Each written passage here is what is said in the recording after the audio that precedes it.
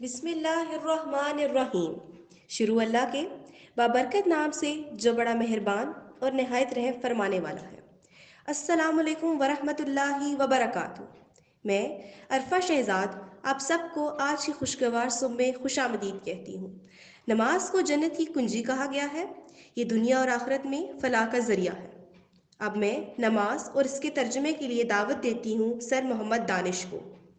السلام علیکم ورحمۃ اللہ وبرکاتہ۔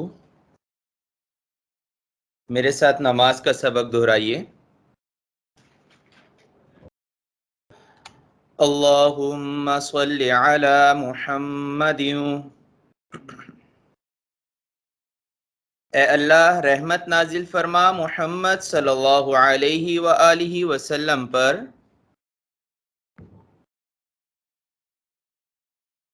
وعلی آل محمد۔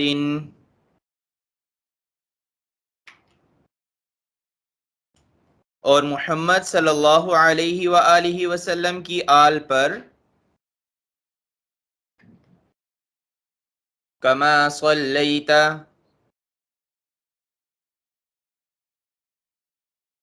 جیسا کہ تو نے رحمت نازل فرمائی، علی ابراہیم،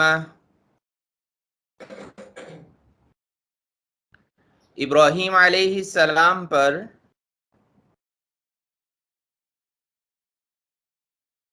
وعلی آل ابراہیم،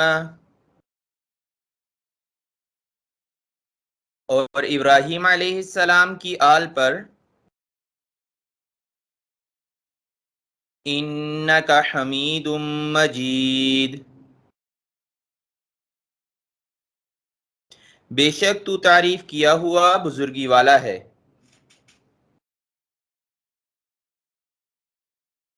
اللہم بارک علی محمد،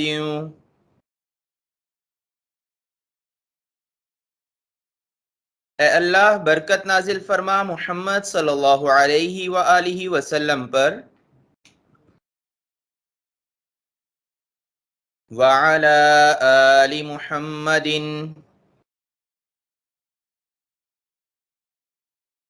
اور محمد صلی اللہ علیہ وآلہ وسلم کی آل پر، کما بارکت، جیسا کہ تو نے برکت نازل فرمائی، علی ابراہیم، ابراہیم علیہ السلام پر، وعلی آل ابراہیم،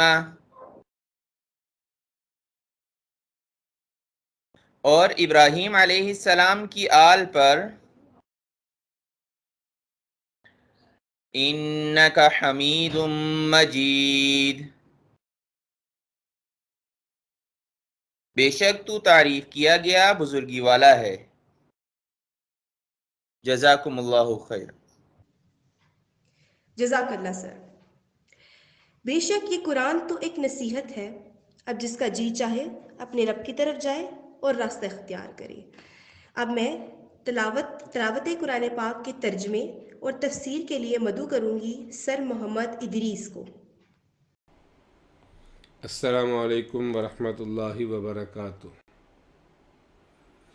اعوذ باللہ من الشیطان الرجیم، بسم اللہ الرحمن الرحیم۔ وآمنوا بما انزلت مصدقا لما معکم ولا تکونوا اول کافر به ولا تشتروا بآیاتی ثمنا قلیلا وإیای فاتقون۔ سورہ بقرہ کی یہ آیت نمبر 41 ہے۔ اللہ تبارک و تعالی نے ارشاد فرمایا، واؤ اور آمینو ایمان لاؤ، بما ساتھ اس چیز کے، انزلتو جو نازل کی میں نے، مصدقاً وہ تصدیق کرتی ہے، لما اس کی، معاکم جو تمہارے پاس ہے، اور ایمان لاؤ اس پر یعنی اس کتاب پر، قرآن پاک پر جو میں نے نازل کیا ہے اور وہ قرآن پاک تصدیق کرتا ہے مصدقا لما معکم، اس کی جو تمہارے پاس ہے۔ ولا تکونوا، اور نہ ہو جاؤ اولا پہلے کافرین انکار کرنے والے بھی ہی اس کے۔ ولا تشتروا بآیاتی ثمنا قلیلا، اور نہ لو اور نہ بیچو میری آیتوں کو، بآیاتی ثمنن، ثمن قیمت، قلیلا تھوڑی، اور تھوڑی سی قیمت کے بدلے میں میری آیتوں کو نہ بیچو، اور نہ لو میری آیتوں کے بدلے میں تھوڑی سی قیمت۔ وَإِيَّايَ فَاتَّقُونَ، اور مجھ ہی سے ڈرو۔ گزشتہ آیت کریمہ میں ہم نے پڑھا تھا کہ یہودیوں کو خطاب کر کے اللہ تعالیٰ نے انعامات یاد کرائے، وعدہ یاد کرایا، کیونکہ اب اگلی آیات میں انہیں اسلام کی طرف دعوت دینی تھی اور انہیں یہ کہنا تھا کہ قرآن پر ایمان لاؤ، تو انہیں نعمتیں یاد کروائی گئی تاکہ دل نرم پڑے۔ اور ایک انسانی مزاج میں جو کمزوری ہے کہ وہ دوسرے خاندان کو بہت مشکل سے مانتا ہے، اس کی صلاحیتیں یا اس کے اندر کوئی اللہ تعالیٰ نے بڑائی رکھ دی ہو تو بڑی مشکل سے اس کو تسلیم کرتا ہے، اس کے آگے جھکتا ہے۔ تو اس لیے نعمتیں یاد کرائی گئیں، کیونکہ یہاں معاملہ یہی تھا کہ اب نبوت جو ہے وہ اللہ تعالیٰ نے دوسرے خاندان میں رکھ دی۔ ایک مدت سے نبوت بنی اسرائیل میں چلی آ رہی تھی۔ یعقوب علیہ السلام کے بعد تقریباً 4000 انبیاء کرام کو اللہ تعالیٰ نے اس خاندان میں مبعوث فرمایا، اور یعقوب علیہ السلام جو ہیں وہ بیٹے ہیں حضرت اسحاق کے، اور اسحاق علیہ السلام اور ان کے بھائی حضرت اسماعیل علیہ السلام، یہ دونوں بیٹے ہیں حضرت ابراہیم علیہ السلام کے۔ تو گویا پہلے نبوت چلی آ رہی تھی اسحاق علیہ السلام اور ان کے بیٹے یعقوب علیہ السلام کی نسل میں، اور اب اللہ تعالیٰ نے آخری نبی علیہ السلام کو حضرت اسحاق علیہ السلام کے بھائی حضرت اسماعیل علیہ السلام کی اولاد میں مبعوث فرما دیا۔ تو یہودیوں کے لیے، بنی اسرائیل والوں کے لیے یہ بڑا مشکل مرحلہ تھا کہ وہ دوسرے خاندان کے نبی کو مانے۔ تو اللہ تعالیٰ نے انہیں انعامات یاد کرائے تاکہ ان کا دل نرم پڑے اور انہیں احساس ہو کہ اللہ نے انہیں بھی بہت نوازا ہے، اور انہیں وعدہ یاد کرایا تاکہ انہیں اس بات کا احساس ہو کہ شریف آدمی اپنے وعدے پر قائم رہتا ہے۔ تو انہیں یاد دلایا گیا کہ اپنے وعدے کو پورا کرو، جو ان کی کتابوں میں ان سے لیا گیا تھا کہ اللہ تعالیٰ کے احکامات کو مانو گے، اور جو انبیاء آئیں گے، جس نبی کو بھی ہم بھیجیں گے، اس سے مانو گے، اس پر ایمان لاؤ گے، ان کی عزت کرو گے، ان کی مدد کرو گے۔ اور اسی طرح پھر اس آیت کریمہ میں آخر پہ انہیں ڈرایا بھی گیا کہ صرف مجھ ہی سے ڈرو، بس یہ مفادات کی خاطر اپنے ایمان کو خراب نہ کرو۔ اب اس آیت کریمہ میں ان سے کہا جا رہا ہے کہ ایمان لاؤ اس کتاب پر جو میں نے نازل کی ہے، یعنی قرآن پاک، جو کہ تصدیق بھی کر رہا ہے پچھلی کتابوں کی جو تمہارے پاس ہے۔ یعنی قرآن اس بات کی تصدیق کرتا ہے کہ وہ کتابیں واقعی اللہ نے نازل کی تھی، اور اپنے اپنے دور میں ہدایت کا مرکز، ہدایت کا ذریعہ وہی کتابیں تھیں، نجات کا ذریعہ انہی کتابوں پر عمل کرنا تھا۔ یہ الگ بات ہے کہ اب لوگوں نے ان میں تحریف کر لی، تو قرآن اس تحریف کی تصدیق نہیں کر رہا کہ وہ ٹھیک ہے، بلکہ یہ اس بات کی تصدیق کرتا ہے کہ وہ کتابیں بالکل درست تھیں، اللہ تعالیٰ نے نازل کی تھیں۔ تو انہیں اور رغبت دلائی گئی کہ دیکھو قرآن نے تمہاری کتاب کی کوئی تکذیب نہیں کی ہے، بلکہ قرآن نے تصدیق کی ہے تمہاری کتاب کی، تو اب تم اس کتاب پر ایمان لاؤ، اور اس کے پہلے وَلَا تَكُونُوا أَوَّلَ كَافِرٍ بِهِ، اس کے پہلے کافر نہ بنو۔ گزشتہ آیت کے ضمن میں ہم نے آپ سے عرض کیا تھا کہ عرب میں اس وقت پڑھے لکھے لوگ، پڑھا لکھا طبقہ، وہ یہی لوگ تھے، اور سارے عرب کی نظر ان کی طرف تھی کہ یہ کیا کریں گے حضور صلی اللہ علیہ وسلم کی دعوت کے مقابلے میں، ان کا رد عمل کیا ہوگا۔ تو یہ بات اچھی طرح سمجھنی چاہیے کہ انسان جب کوئی کام کرتا ہے تو لوگ دیکھ کے اس کام کو یا اس کام کی نقل کرنا شروع کر دیتے ہیں. تو انسان اگر کوئی کام اچھا کرتا ہے، جیسا کہ حدیث شریف میں بھی آئی ہے بات کہ انسان کسی اچھی چیز کو رائج کرتا ہے کہیں، کسی گھرانے میں، کسی معاشرے میں، کسی ادارے میں، تو جتنے لوگ اسے دیکھ کے اس نیکی کو شروع کریں گے اور اس نیکی پر عمل کریں گے، تو یہ جس انسان نے اچھائی کو رائج کیا اس کو بھی ثواب ملے گا. اور اگر انسان کوئی برا عمل کرتا ہے، کسی بری چیز کو رواج دیتا ہے، تو نتیجتاً جتنے لوگ اسے دیکھ کے اس غلط کام کو شروع کر دیں گے، اس کو بھی گناہ اتنا ہی ملتا رہے گا، اس لیے کہ یہ ذریعہ بن رہا ہے اس گناہ کا یا اس نیکی کا. تو یہ بہت احتیاط کی ضرورت ہے، خاص طور پہ آج کے دور میں جب یہ سوشل میڈیا کے ذریعے پوری دنیا آپس میں جڑ چکی ہے اور لوگ ہر وقت ایک دوسرے کو چیزیں بھیج رہے ہوتے ہیں. تو انسان کو سوچنا چاہیے کہ اگر میں نے کوئی کام کیا اور اسے دیکھ کے لوگوں نے اس گناہ کو شروع کر دیا، یا میں نے کوئی نیکی کو پھیلایا اور اسے دیکھ کے لوگوں نے اس نیکی پر عمل کرنا شروع کر دیا، تو دونوں میں میرا حصہ ہوگا. اب سوچ لینا چاہیے کہ مجھے گناہوں میں سے حصہ چاہیے یا نیکیوں میں سے حصہ چاہیے. تو انہیں تنبیہ کی گئی، پہلی تنبیہ یہ کی گئی کہ دیکھو پہلے کافر نہ بنو، یعنی تم اگر اس کا انکار کرو گے تو یہ جتنے عرب ہیں تمہارے پیچھے لگیں گے، دیکھیں گے کہ انہوں نے انکار کیا ہے، تو تمہاری دیکھا دیکھی وہ بھی کفر کو اختیار کریں گے. تو نتیجتاً یہ کہ تمہیں اس میں اپنے کفر کا تو گناہ ہوگا ہی ہوگا، اپنے کفر کی سزا تو ملے گی، اور تمہاری وجہ سے جتنے لوگ اس کفر میں جائیں گے اس میں سے بھی تمہیں حصہ ملے گا. اور دوسری بات کہ انسان کیوں دین کی طرف نہیں آتا، یا یہ لوگ کیوں حضور صلی اللہ علیہ وسلم پر ایمان نہیں لا رہے تھے، اس میں ایک رکاوٹ جو ہے وہ مفادات ہوتے ہیں کہ لوگ تو ہمیں پوج رہے ہیں، لوگ تو ہمیں نذرانے پیش کرتے ہیں. اب اگر ہم ایمان لے آئیں گے محمد صلی اللہ علیہ وسلم پر تو پھر وہ نذرانے رک جائیں گے، لوگوں کا رخ ادھر ہو جائے گا. تو انسان زندگی میں بہت مرتبہ دنیاوی مفادات کی خاطر اللہ کے دین پر عمل نہیں کرتا. تو اللہ نے فرمایا وَلَا تَشْتَرُوا بِآيَاتِي ثَمَنًا قَلِيلًا، میری آیتوں کا تھوڑا سا مول نہ لو، تھوڑی سی قیمت نہ لو. اب کیا مطلب ہوا کہ زیادہ قیمت لے لی جائے؟ یہ مطلب نہیں ہے. مطلب یہ ہے کہ اگر اللہ کے کسی ایک حکم کو توڑ کے پوری دنیا بھی مل جائے تو یہ بہت تھوڑی ہے، اس لیے کہ اللہ کے ہاں جانا ہے انسان نے، اور وہ زندگی ابدی ہے، ہمیشہ کی زندگی ہے، اور اللہ کی ناراضگی اس کے اوپر وہ اور مزید چیز ہے. تو اس لیے اس نقصان کو سامنے رکھ کے اگر انسان دیکھے تو یہ دنیا پوری بھی مل جائے اگر کسی ایک حکم کے مقابلے میں بھی، تو وہ بہت تھوڑی ہے. اسی لیے تو حدیث میں آیا نا کہ اگر اللہ کی نظر میں اس دنیا کی قیمت مچھر کے پر کے برابر بھی ہوتی تو اس حدیث کا خلاصہ یہی ہے کہ پھر اللہ تعالیٰ کسی کافر کو ایک گھونٹ بھی پانی نہ دیتے. تو یہ جو اللہ تعالیٰ دنیا میں لوگوں کو چیزیں دیتے چلے جا رہے ہیں اس لیے کہ اللہ کی نظر میں اس دنیا کی کوئی وقت نہیں ہے. تو انسان کو احساس کرنا چاہیے کہ کن مفادات کی خاطر اور کن ضروریات کی خاطر وہ اللہ کے احکامات کو توڑتا رہتا ہے.